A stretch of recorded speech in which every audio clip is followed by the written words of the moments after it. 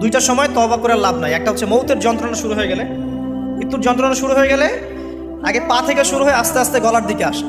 হাদিসে যেমনটা এসেছে, সূরা ওয়াকিয়ার মধ্যেও আছে যে পায়ের দিক থেকে যন্ত্রণা শুরু হয়ে আস্তে আস্তে আস্তে আস্তে এই গলার দিকে আসে, এবং আত্মাটা গলার এখানে যখন চলে আসে, এখান থেকে মালাকুল মউত আত্মাটাকে নিয়ে চলে যায়। এবং চোখ দিয়ে তাকিয়ে থাকে মানুষ, রুহটা চলে গেলে মানুষ চোখ দিয়ে তাকিয়ে থাকে। দেখবেন এই কারণে মৃত ব্যক্তি তাকিয়ে থাকে, চোখ খোলা থাকে। এবং তখন আসমান থেকে সিঁড়ি নামিয়ে দেওয়া হয়, ওই সিঁড়িতে করে আত্মা চলে যাচ্ছে, ও তাকিয়ে দেখে যে আত্মা চলে যাচ্ছে। এবং মানুষ মারা যাওয়ার পরে চোখ জীবিত থাকে অনেকক্ষণ। মেডিকেল সায়েন্স যারা পড়েছে তাদেরকে জিজ্ঞাসা করবে, মানুষ ডেড হয়ে গেলেও চোখ দেখবেন আরও কয়েক ঘন্টা, হয়তো আরও নির্দিষ্ট একটা সময় পর্যন্ত চোখটা কিন্তু জীবিত থাকে। এই জন্যে চোখ বন্ধ করে দিতে হয়। যাই হোক, যেটা বলছিলাম যে মৌতের যন্ত্রণা শুরু হয়ে গেলে তওবা করে লাভ নাই, তওবার দরজা বন্ধ।